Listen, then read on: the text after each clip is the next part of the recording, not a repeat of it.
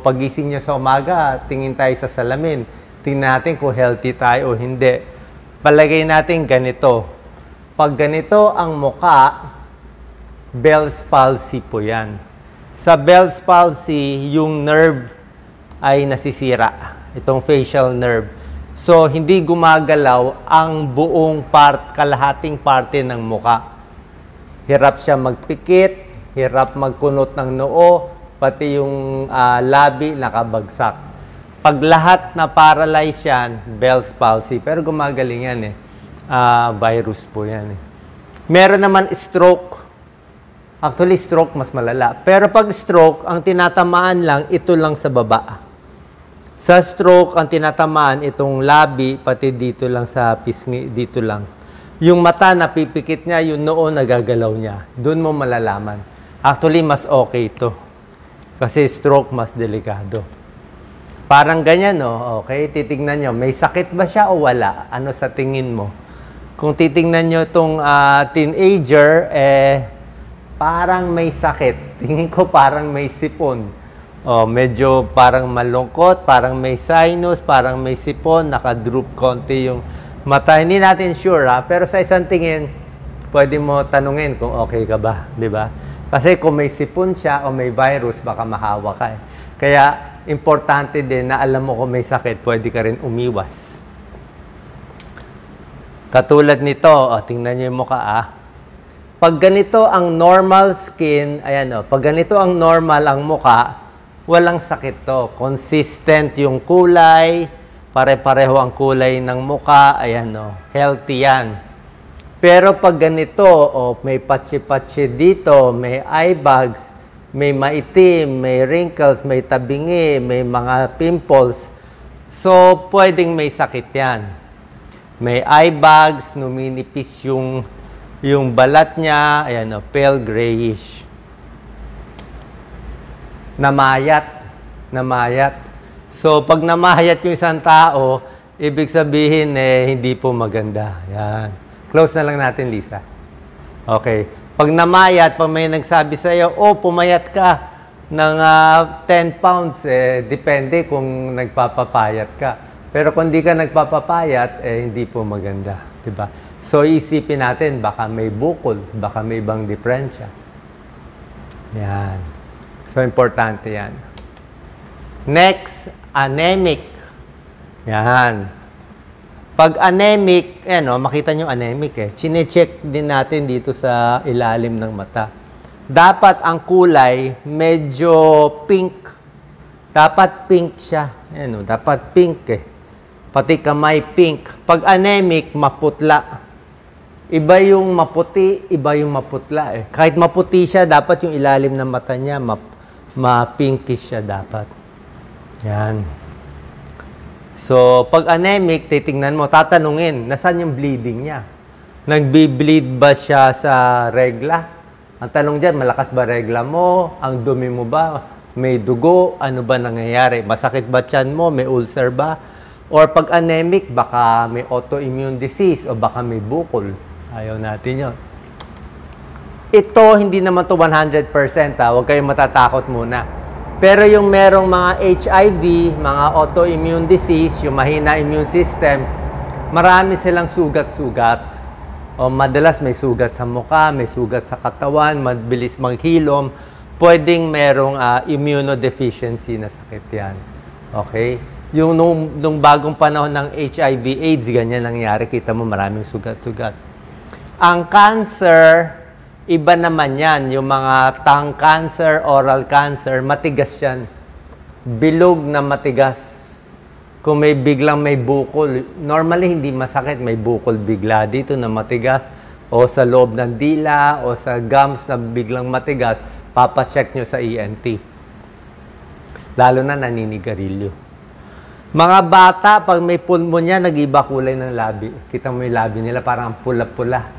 Parang yung init ng katawan, may lagnat, may pulmonya. Ganyan ang lips na may pulmonya, lalo na kung bata.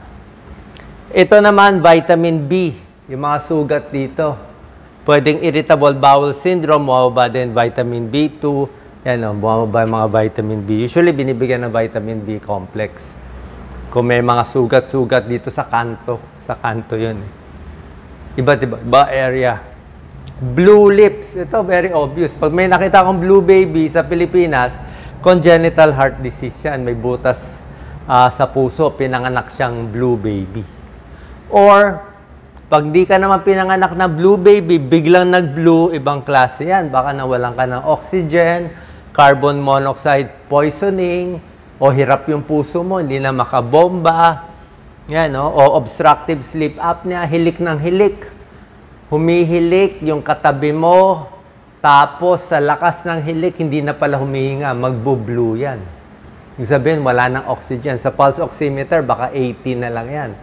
Okay, delikado po ito. Tinitingnan niya, no? Blue lips. Minsan, pang sa lamig, biglang nag-ano yung kamay natin, eh. Nawawalan tayo ng kulay, eh. Yan, no? Tinitingnan niya. Ito, ano to? May parang kalyo. Ito, common to, di ba? Yan. May parang kumakapal. Kumakapal. Dito, kumakapal. First, overweight siya. Pero malamang diabetic. Tawag dito, acanthosis nigricans. Mga diabetic usually ganyan. Pwede naka-steroids, diabetic, overweight. Ito, double chin. Yan, nasobra ng kanin. Double chin. So, sa mata, yung mga may bilog, ano yun eh, sa loob ng mata, pag wala pang 60 years old, may bilog na dito, let's say 30, 40 years old, baka cholesterol mataas. Numinipis ang buhok, manipis ang buhok, pwedeng stress, pwedeng thyroid problem eh. May hyperthyroid, numinipis din. Pag namumula, merong rosacea eh. Meron ding lupus, SLE.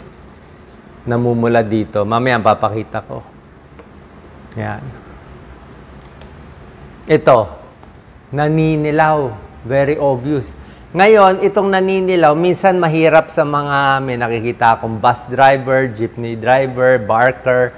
Pag expose kayo sa kalye, sa kalsada, ang lakas ng alikabok at usok. Kaya minsan nangyayari, dirty sclerae. Parang yellow siya, pero hindi siya talaga yellow, madumi. Para siyang red na maraming pula-pula. Minsan meron pang pterygium. So, pag ganyan, tinitignan ko maigi yung ilalim kung dilaw din ba. Pero ito, madilaw siya talaga. Pag dilaw, may sira ang atay. Hepatitis A, hepatitis B, liver problem, may baradong bato, kaya nagkakaganyan. Yan, oh. Yan. Basta liver problem yan. Check na SGPT, SGOT. Hindi po normal yan. Tatanong natin agad anong kulay ng ihi, anong kulay ng dumi. Usually, yung ihi nila, very, very dark yellow. Ang dumi, parang light gray, namumutla. Kung may barado sa gallbladder o sa bile duct. Ito, sa mga may edad, common to eh. Mataas ang cholesterol. Naglalabasan yung cholesterol sa mata. Ayan, makikita mo yan eh. Ayan, cholesterol yan eh. Santelasma. Taba yan. Madilaw, mataba, mataas ang cholesterol, baka may heart problem. Ito, ayan o. Ito sinasabi ko, butterfly rash. Para siyang butterfly, paru-paro. Ayan o, nakikita nyo yung butterfly. Pag nakakita kayo ng ganito, lalo na sa kababaihan, more common to sa babae, lupus yan, SLE. Okay? 90% sa babae, 10% sa lalaki. Ang lupus, binabantayan, nagkaka-kidney problem, heart problem, at iba pa. Ito, tingnan nyo.